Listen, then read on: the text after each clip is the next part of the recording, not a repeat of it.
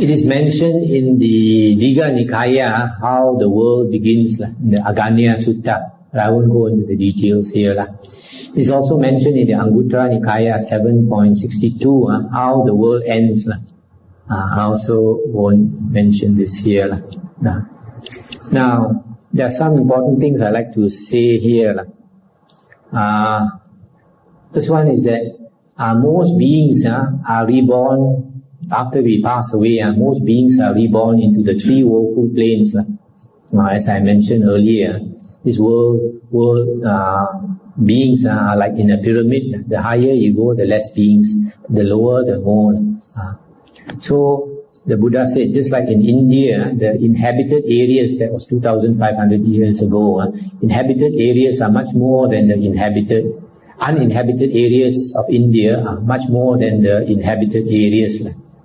So in the same way, the beings who are reborn as human beings or as devas are few compared to those who go to the woeful planes of rebirth.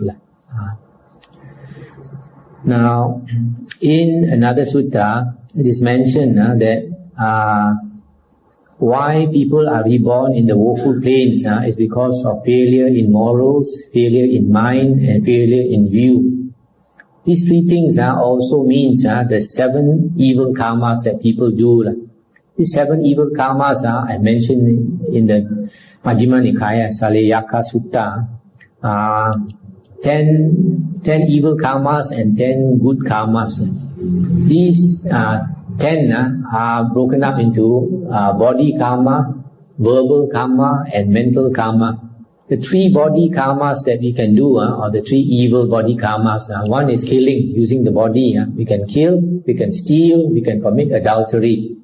These are the 3 evil body karmas. And then verbal evil karma. First one is to lie.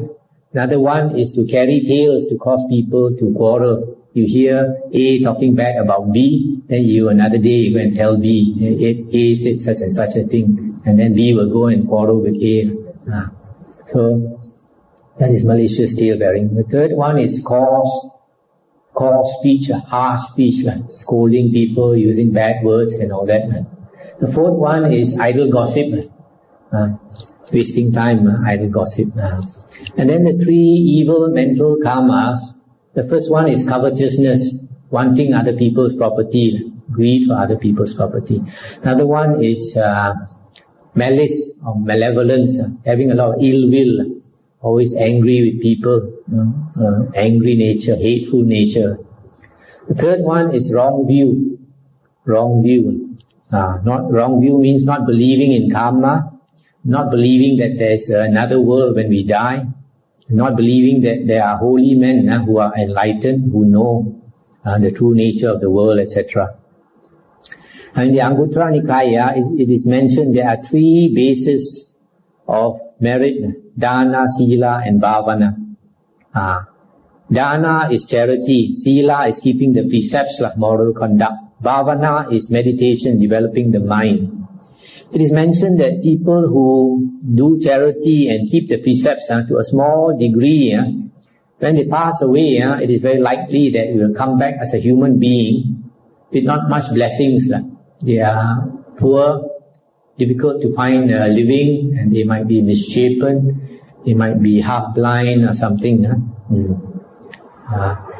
And then people who do charity and keep the precepts to a medium degree, very likely they'll come back as a human being with a lot of blessings.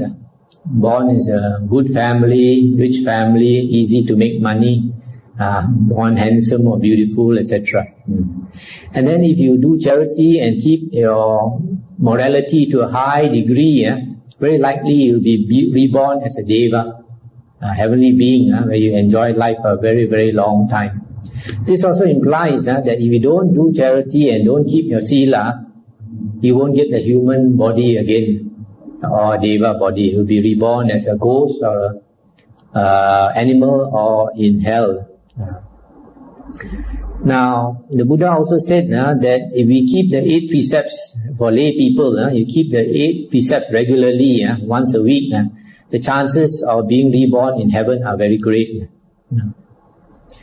In the Majjhima Nikaya, it is mentioned that if a person wants to have a good rebirth, it is possible if you have 5 conditions. First one is faith, saddha, faith in the Buddha, Dhamma and Sangha. That means also faith in the Dhamma. Second one is virtue, morality. Third one is generosity or charity. Fourth one is wisdom. Fifth one is much learning or much knowledge of the Dhamma. You understand the Buddha's teachings, the nature of the world. So you have these 5 things. You can be reborn where you want. It's also mentioned in the suttas, these first 4, if 2 persons want to be reborn together, for example, husband and wife, these 4 things must be the same. Faith, you have the same faith, same religion. Second one, the same virtue. Either you are just as virtuous or just as corrupt.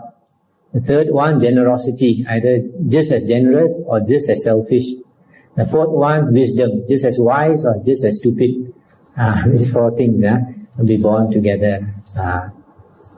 Now this charity, sometimes people don't understand the importance of charity. I read to you what the Buddha says, The Buddha said, monks, if beings knew, as I know, the result of giving and sharing, they would not eat without having given, nor would the taint of miserliness overcome and stay in their minds. Even if it were their last morsel, their last mouthful, they would not eat without having someone to share it with. But monks, because beings do not know, as I know, the result of giving and sharing, they eat without having given, and the taint of miserliness overcomes and stays in their minds. This is in the Iti Vuttaka, Sutta 26. Another thing I'd like to mention is that in the Bible, Jesus gave a parable of a rich man. He gave his sons money to do business, to make money. One son came back after some time, made a lot of money and gave the money to the father, and the father was very happy. He's a good son.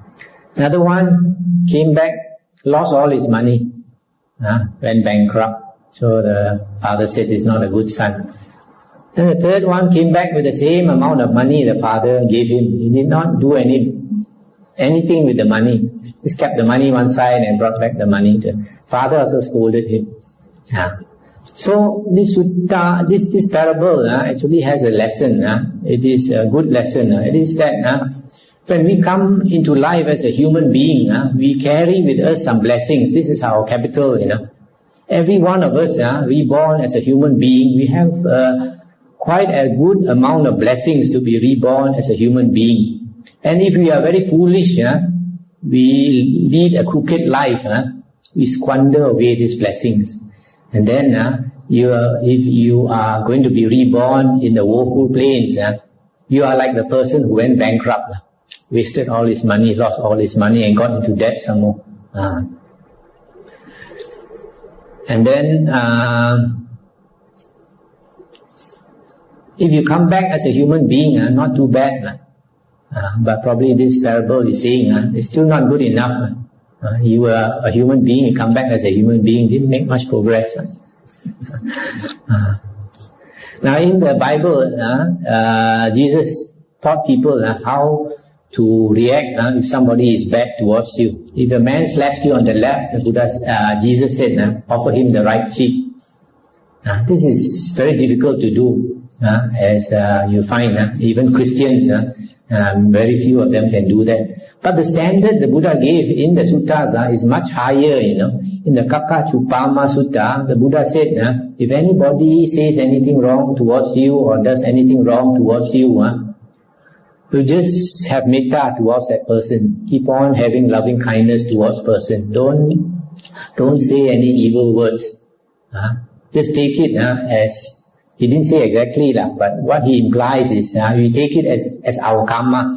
We must have done something bad in the past that we deserve this now. That somebody is bad towards us. Just accept it and have goodwill towards that person. Don't say anything bad. Don't have any ill feelings towards him. And the Buddha said, if bandits were to catch you and cut you with a 2-handled saw, cut away your hands cut away your feet, and saw you in half, if you have any hatred towards them, you are not carrying out his teaching, the Buddha said. That is very difficult to do. If somebody were to murder you also, you don't have any ill feeling towards you. But that is the standard of the Buddha, because the Buddha understood karma, that whatever we get in life, that is our due, That is our due. And just take it that we are repaying back the karma, and that is a very high standard. But that type of standard, if we can practice it, then there will be no wars and all that in the world. Now there's another very important sutta called the Mahakamma Vibhanga Sutta in the Majjhima Nikaya. The Buddha said, if a person dies and is reborn in heaven or in the woeful plains, it depends on a few conditions. For example, if a person is reborn in heaven, it's not necessarily always that in this life as a human being, he did a lot of good. Sometimes a person can be that in this life he did more evil than good, but because in some past life he has done a lot of good. At the moment when he's dying, he's thinking about that good that he has done in the previous life, and then he's reborn in heaven. Or the Buddha said, at the moment that person is dying, he has right view. He believes in karma. He believes that there are other worlds. When he dies, there's another world. So because he has right view, at the moment he dies, he goes to a good place of rebirth. And then the Buddha said, if a person is reborn in the woeful plane, it's not necessary that he did a lot of evil in that last life. It can be he might have done even more good than evil, but in some previous life he still had not finished repaying that evil karma. So he thought of that evil in the previous life, and suddenly he has to go to the woeful plane. Or at the moment of dying he has wrong view, totally don't believe in karma. Then he can also be reborn in a woeful plane. This is why right view is very important. Right view. So we have to understand the suttas to get right view. Now the Buddha said that those devas with very long lifespan, they think they are not going to die. But when the Buddha teachers taught the Dhamma in the world, and then they get to know that all beings must die, they tremble, they shake, and they realize that they are going to die one day. And when they die, they're going to come down, maybe take a woeful rebirth. So there are two types of blessings. One is worldly blessing, and another type is spiritual blessing. Worldly blessing means getting that blessing that will give us a good rebirth, and that is by doing charity and keeping the precepts, moral conduct. But if we want to get out of this cycle of rebirths, we need spiritual blessing. And spiritual blessing is practicing the spiritual path, listening to the Dhamma, meditating, renouncing our greed, hatred and delusion. That is a spiritual path. And that is most important thing to realize, that this world, the Buddha said, is unsatisfactory. One day you can be in heaven after millions of years. When your lifespan is about to end, the Buddha said, these devas, after millions of years in heaven, when their lifespan is about to die, they think, hey, there's still so many things to do, just like human beings. Human beings, when most of us, when we are about to die, I still have to do this, I still have to do that. Still the same with devas. When we enjoy life, even millions of years is not long enough. When you are suffering in hell, even one day is so long. So that's the end of this talk on the 30 planes of existence.